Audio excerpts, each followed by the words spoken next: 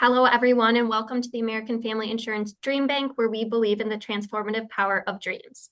I'm Jenna, and on behalf of DreamBank, we're thrilled to have you with us for today's event. For those who have attended our virtual or in-person events in the past, welcome back. For anyone that is joining us for the first time, I'd like to take a moment to introduce you to DreamBank. Here at American Family Insurance, life's better when you're under our roof because when you feel totally supported and protected, any dream is possible.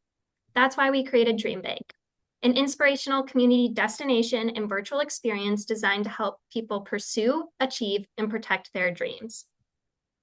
And now, I'm thrilled to introduce you to our speaker, Leah Remillét. Leah is a success strategist for entrepreneurs with a heart for making dreams become reality.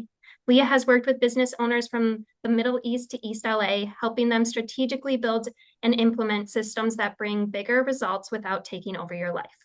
Please join me in welcoming Leah. Thank you so much for being here, Leah. The stage is yours. Thank you so much. I am so excited to be here with all of you. I saw that we have one from Hawaii. That made my heart really happy. I did undergrad in Hawaii. I lived there for 3.5 years and it's so wonderful. So I'd love to hear where you're from.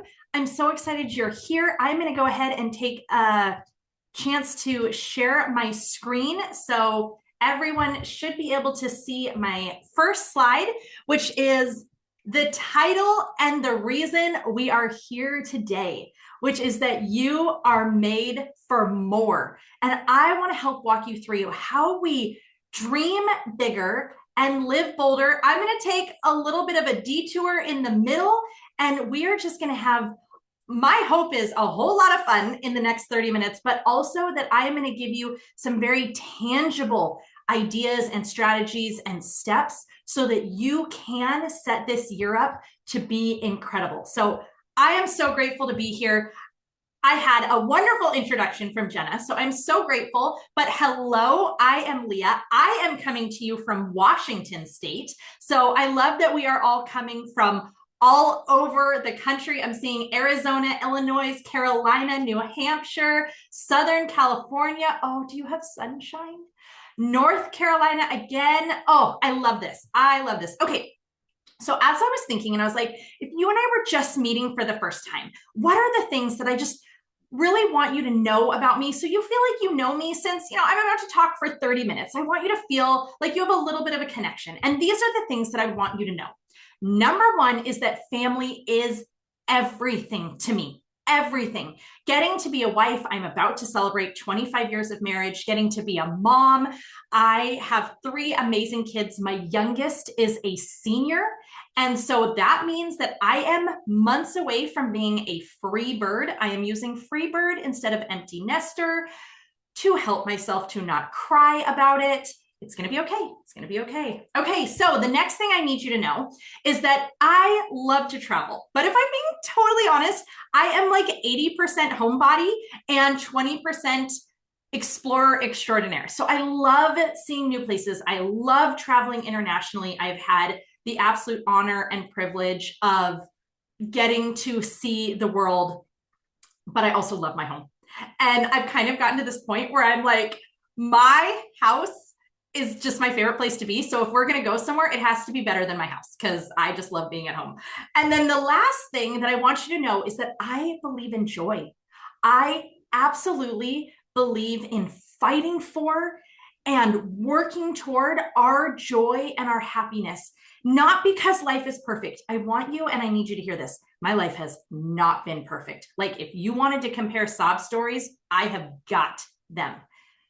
It's not that our lives are perfect, but it is that it is our right, and I believe our responsibility to chase and claim our joy. And so that means that I look for ways to laugh, and I look for ways to see the beauty and see the joy and to just have an attitude of gratitude. And I feel like it can change everything. But here's what I need you to know. I was not born balanced. I was not born brave. And I was not born bold. Like, these just were not these inherent things about me. I had to build these muscles the very, very messy way. And I think that's so important for me to share with you, because I just need you to know, if you're like, oh, that's so good for you, aren't you lucky? I want you to know it didn't come natural, okay? It did not. We can learn these things. So today I'm going to walk you through how we dream bigger, how we live better, and how we be bolder, but not in like a Pinterest inspiration way, but in a you can actually change your life after this way. So all of this starts with one question that absolutely has changed my life multiple times. What if it was possible? Now, I want you to pause with me and just feel that. This question has cracked my life open more than once. And the very first time it did, I was 14 years old. So junior high, I think we can all agree, is where confidence goes to die. Okay. And I was no exception. So my parents had just gotten divorced and I was in a brand new school. Life was something that I couldn't even recognize. And I dropped into this new school in junior high where I knew exactly zero people. Now, here's the problem with being dropped into junior high and not knowing anyone. You have all these elementary schools funneling in. So while people may not know you, they assume someone else knows you. They just don't know you because you must have gone to one of the other schools. But I didn't know anybody. And the very first day, I had these really high hopes. I was going to make friends. It was going to be great. I went to lunch. I got my lunch. I went and sat down at a table and nobody came and sat with me. So the next day I realized, okay, I did that in the wrong order. This time I'm going to linger and then I will go sit at a table that already has people and maybe they'll talk to me. So I went and I sat down, but no one talked to me. And then the next day, I got my lunch and I went into the bathroom to eat it because the only thing worse than sitting alone is people watching you and seeing you sitting alone. So day after day, week after week, and month after month, I would eat my lunch in the bathroom because that felt better than having to have everybody watch me eat it alone. But one day, I just snapped. I think that's the best way to say it. I literally just had this moment in the stall. I am in the stall. And I had this moment where I just was like, enough. I am done. I was so tired of waiting for someone to save me from that bathroom stall and bring me to their table. And I decided if no one is choosing me, then I choose myself. So I created a plan. Okay, this was a ridiculous, desperate little 8th grade plan. I decided I was going to make friends and I came up with a whole strategy. You see, we had this student store that opened for about 15 minutes right after school before everybody went to sports or the buses. And you could buy some candy and everybody would congregate and mingle there. So every day I would grab some change out of my dad's change jar.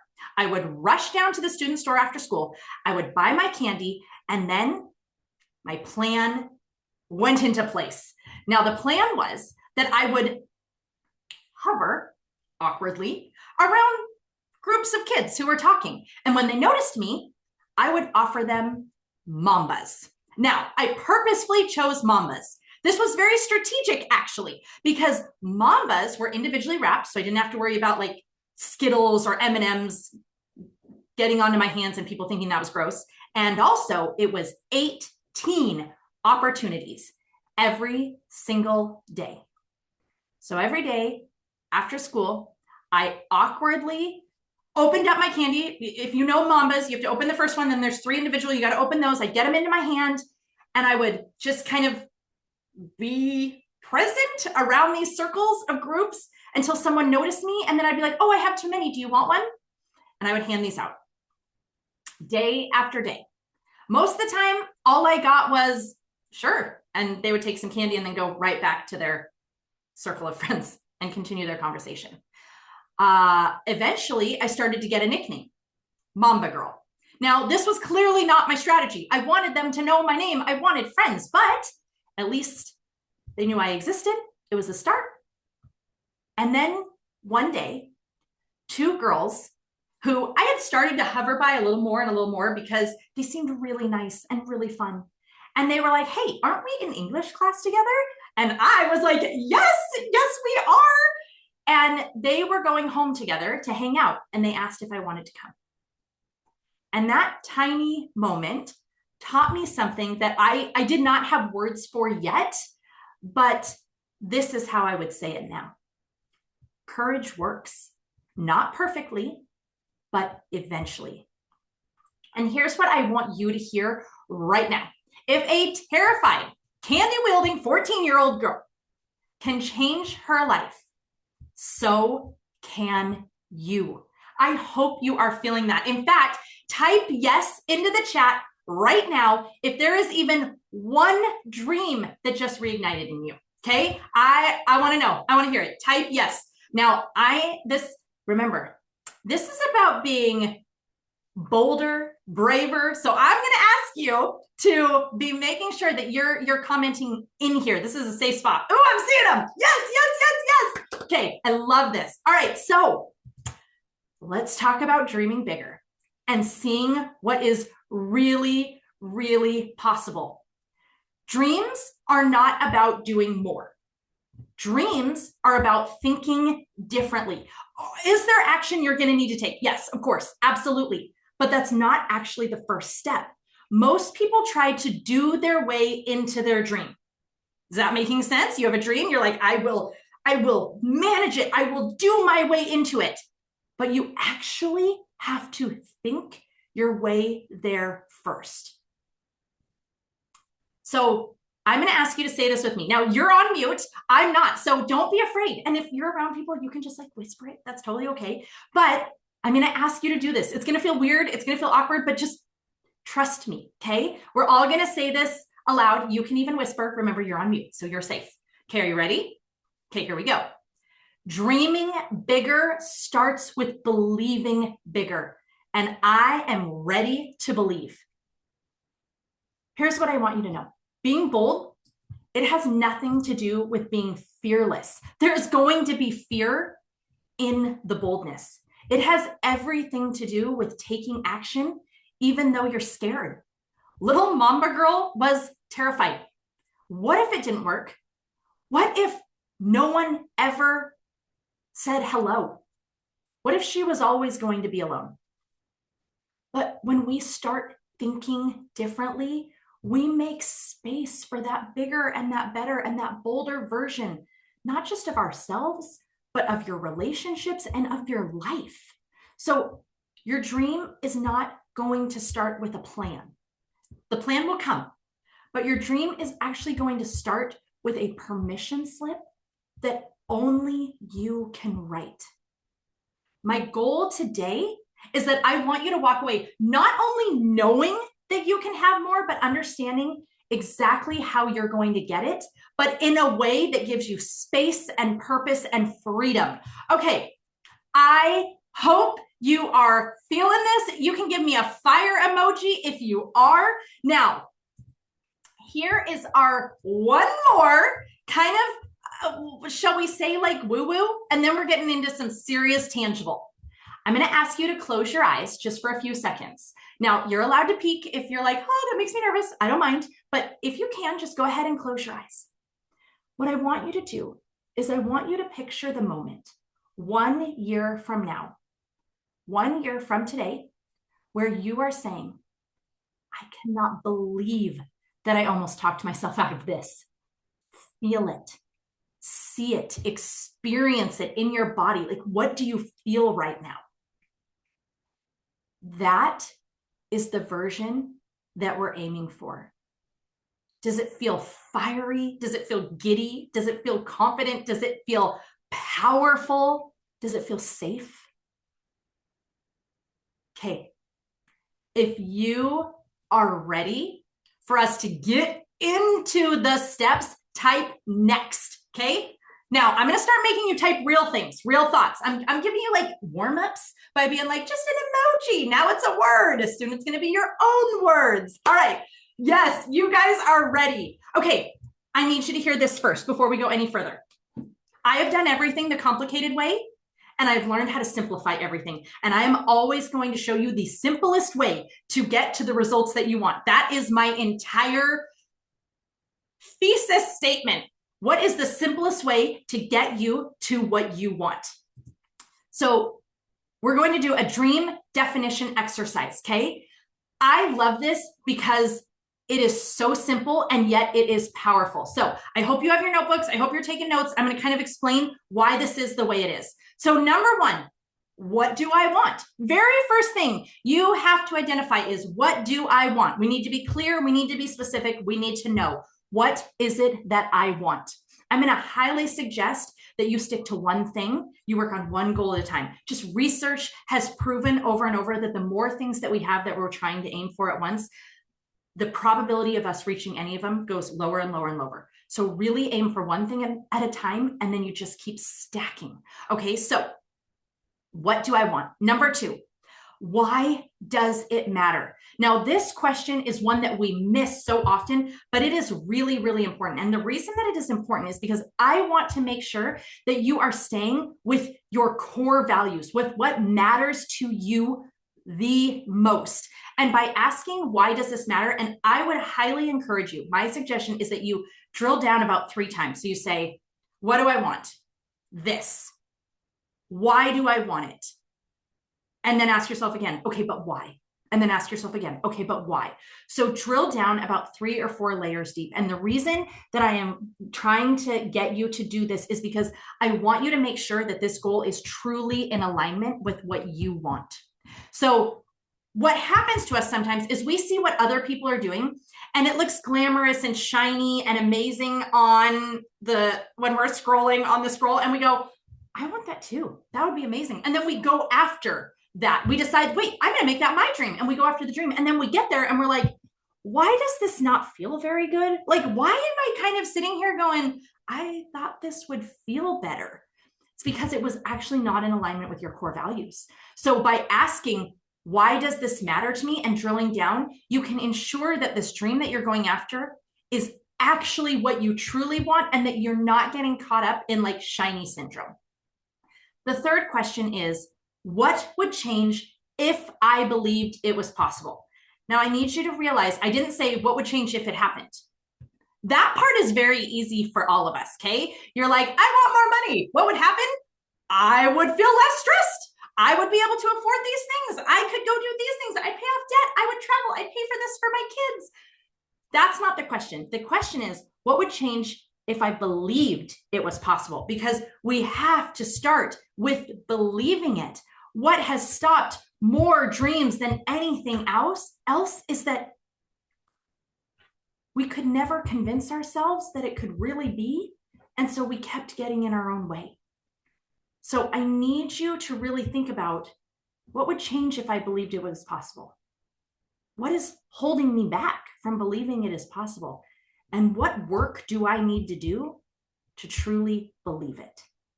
And you don't have to have perfect belief, okay? This is faith. So this is going to be like, I believe it just enough to take the next step, and the next step, and then the next step. But there has to be some form of believing that this could be your reality. Because I need you to please stop being reasonable with your one beautiful life, okay? There is no room for that. You have one beautiful life. Stop being reasonable with it. You deserve for it to be amazing. Okay, I told you we were going to take a little detour. Here's my detour. So in everything that we are talking about, I just want to make sure that we are making space for what matters more, okay? I want to make sure that in all of this, that you are ensuring that you are making space and time for the people that you say matter most, for the beliefs that you say matter most, for the things that you say matter most to you. I learned this the hard way. And if I can help you avoid even a little bit of what I went through, then I want to do that. And I will be vulnerable, and I will share, and I will tell you how I got it wrong. Dreaming bigger is going to be irrelevant if the life that you're living underneath feels suffocating. So for the first couple of years that I started my business, I didn't run a business. I was running a burnout factory. I didn't mean to. That was not my goal by any stretch. Nobody sets out to start a business because they want to be chained to their business and feel like it's a prison and feel absolute guilt and shame 24/7 and feel like they can never be enough. But I didn't have the tools yet. I didn't understand how to build the systems, how to have the boundaries. I was our only income. I was our sole provider. We had 3 young babies. My husband was in graduate school. And I had convinced myself that exhaustion was just the price that I had to pay. That to be able to accomplish these things, this is just what it was going to feel like. So when I started my business, I had a 3-year-old, a 2-year-old, and a 4-month-old. My very first goal was to earn $1,000 a month. That felt like that would be life-changing for us at that time. And I hit that goal. And then I was like, what if I could make $1,000 a week? What if I could make $10,000 a month? What if I could make $100,000 a year? What if I could make $100,000 in a week? You see what's happening here. And I'm working and I'm accomplishing these goals and it looks amazing. Okay, it looks amazing. But here's the problem. I don't know how to balance it all yet. And so I am constantly behind. When I'm with my family, all I can think about is all the work things that are piling up. And when I'm at work, I feel guilty because I know that my family needs me more. And I came up with a way to be able to try to spread more of me around. And that is that I stopped sleeping. So I would put the kids to bed around 8, earlier if I could get away with it. And I would go into my office and I would start working. And it was this time when no one was emailing me, no one was pinging me, no one was calling me. And I could just work and work and work. And I didn't set out to stop sleeping. I just thought I'm going to work a few hours and then I'll go to bed. But the list never ended. So I just kept working. And what ultimately happened is I would work till about 5 a.m., 5 nights in a row. Then I knew I had to get one night where I got about 4 to 5 hours of sleep. And then I would do it again. So I'd work till about 5 a.m. The kids would wake up at 7 a.m., maybe a little earlier. And then I would do it again. Try to get 4 to 5 hours, 6 hours, maybe if I was lucky or if I was really exhausted, and then do it again. And this is how I was trying to do it all. Now, the other thing I need to tell you is that the mom guilt in these kind of situations is so deeply real.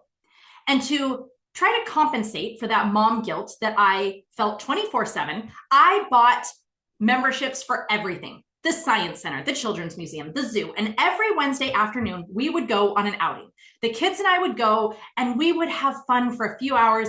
And for about 4 hours in 168 hours, that's how many are in a week, for about 4 hours of 168, I felt like a good mom.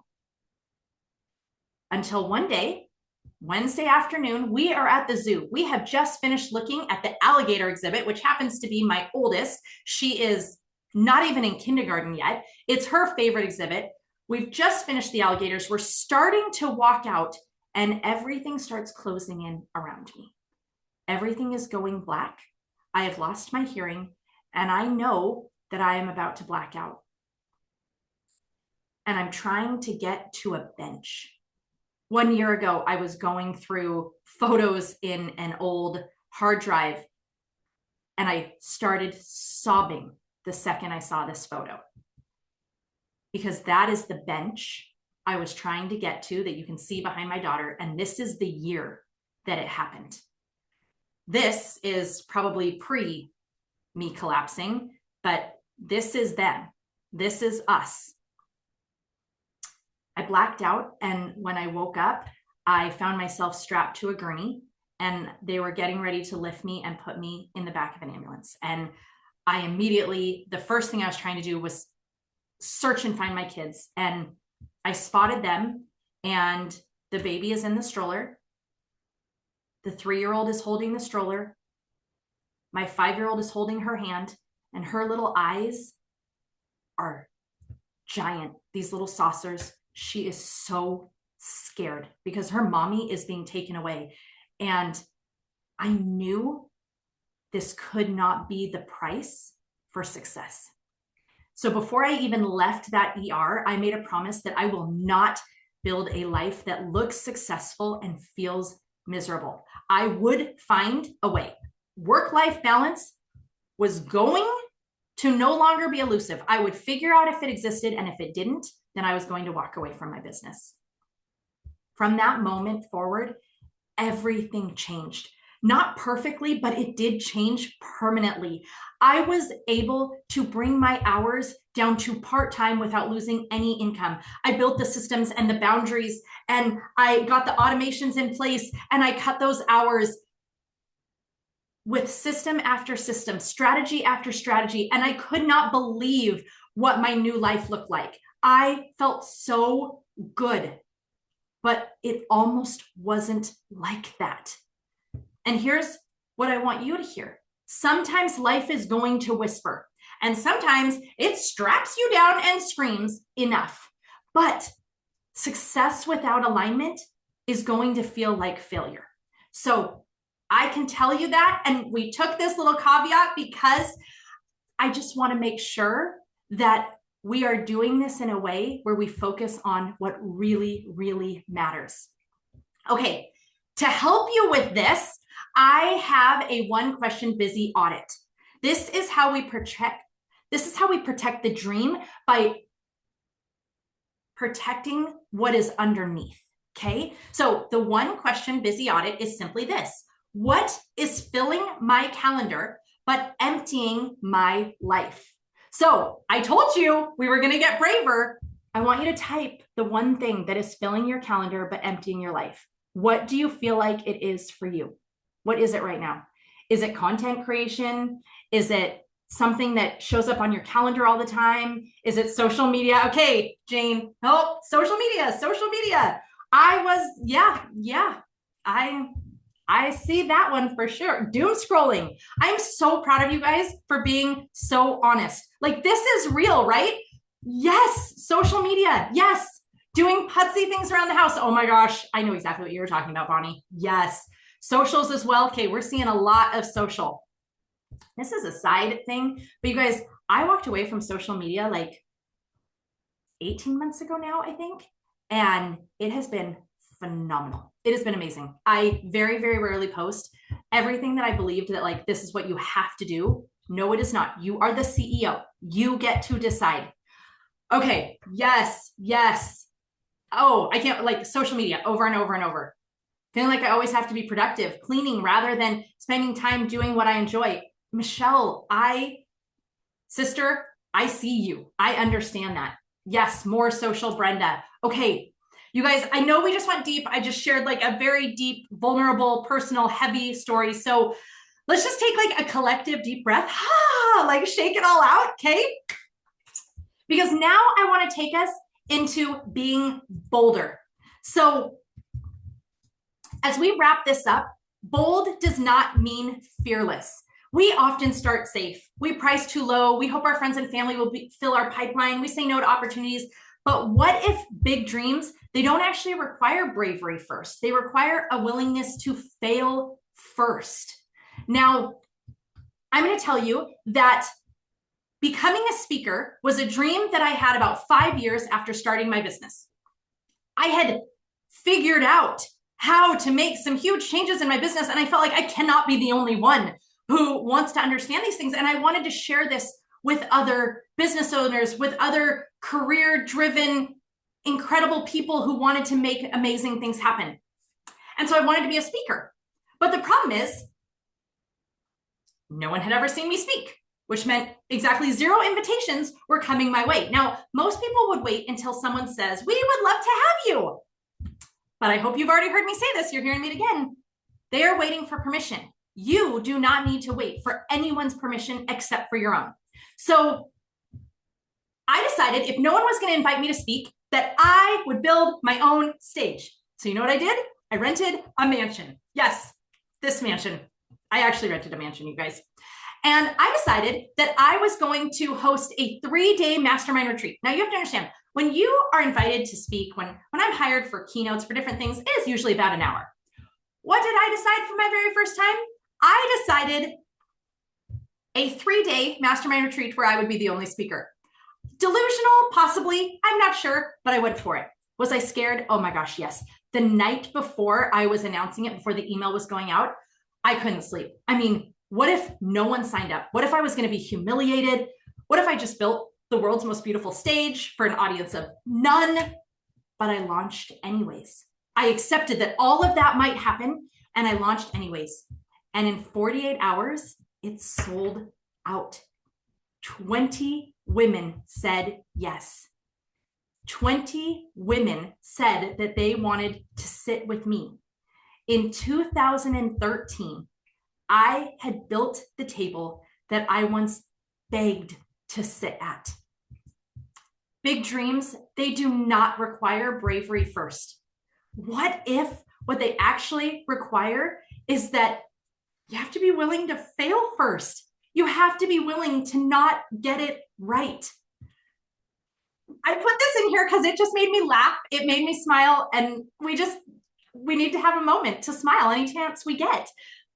This is what being brave looks like. It looks like it not working and you being like, I have a perfectly reasonable reason why this is what it is, because I thought it would look differently. And then we try again. Fear doesn't mean stop. It just means that you might be near something really, really great. So what is it that you want? What is it that you are after? You don't get braver by avoiding failure. You get braver by accepting that it's part of the process. So what do you want? Type it in. Do you want more income this year? Is there a new income goal, a revenue that you want to hit? Do you want 10 more VIP clients this year, this month? Do you want a network around you? Do you want to feel like you have a community, like you have this group of people that just lift you and inspire you? Do you want to speak on stages? Do you want to start a podcast, or is it your year to write a book? I am seeing financial freedom, to stop working, debt-free, more income, slow down, be in the moment. Oh, Katie, I love that. Launching the business I have always been meaning to run. Catherine, sister, this is your year. Rebecca, yes, it is time. Okay, if you were not worried about disappointing anyone, including yourself, what would you want next? To wrap this up, this is what I want you to understand. To make your dream happen, I want you to accept that planning to fail is going to be part of the process, because you've never done this before. You don't know what it looks like. So you're not going to get it right off the bat. You're going to make mistakes. But you know what? That's okay. So planning to fail, here's what it looks like in real life. It looks like not expecting it to work the first time and then making a contingency plan. When I started my podcast, I started it for part of my 40th birthday. And I knew why I wanted to do it. I knew why it mattered. And I knew what could get in my way, which was if I saw stats that weren't very good and then I got discouraged. So I decided for the first year, I would not look at any stats. I wouldn't look at downloads. I wouldn't look at charts, nothing, because I was committed to 52 weeks of that podcast. So help me. And this way I wouldn't stop. So I'm plugging away on the podcast. And then one day I was actually flying back from speaking at a conference. I am in air and a text comes through and it's my podcast producer. And she tells me, you are not going to believe this.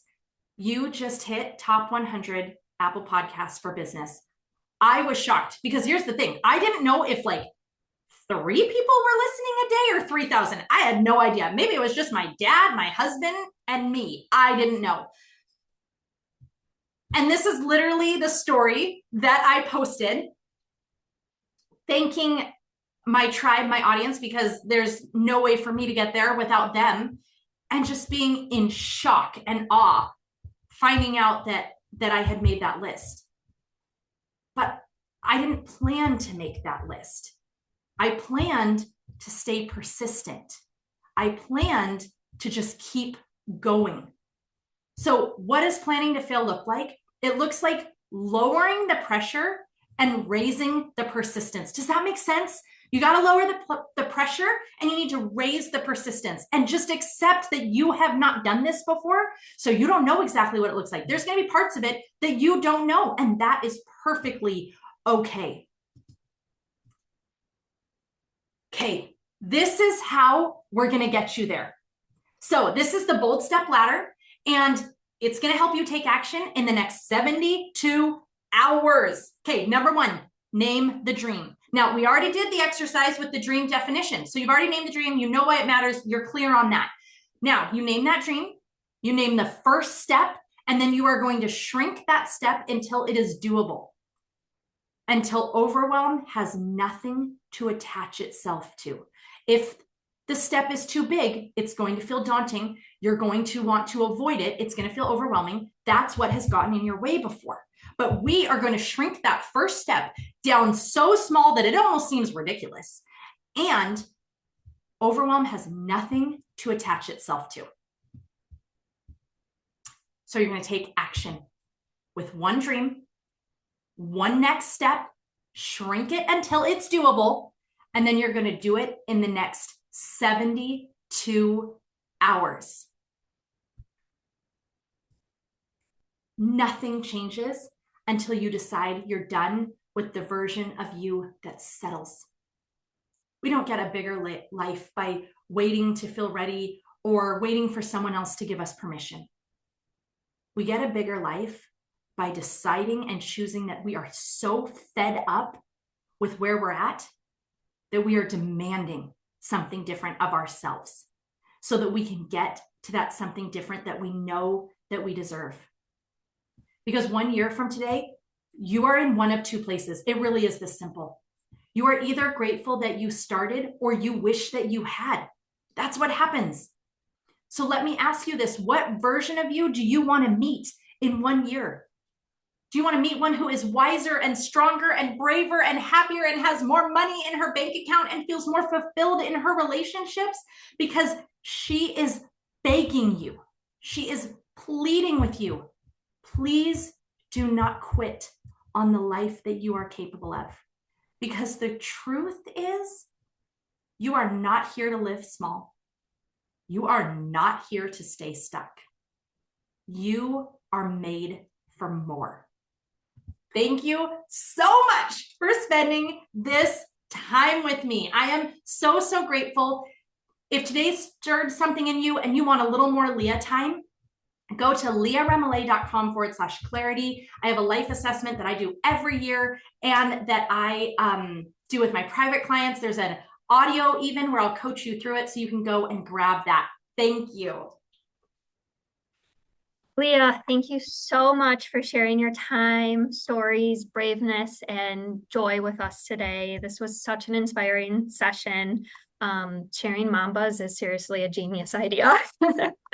And to all who joined us for this session, thank you for being here. You can learn more about DreamBank's free upcoming programming at ampim.com/DreamBank and by connecting with us on our social channels.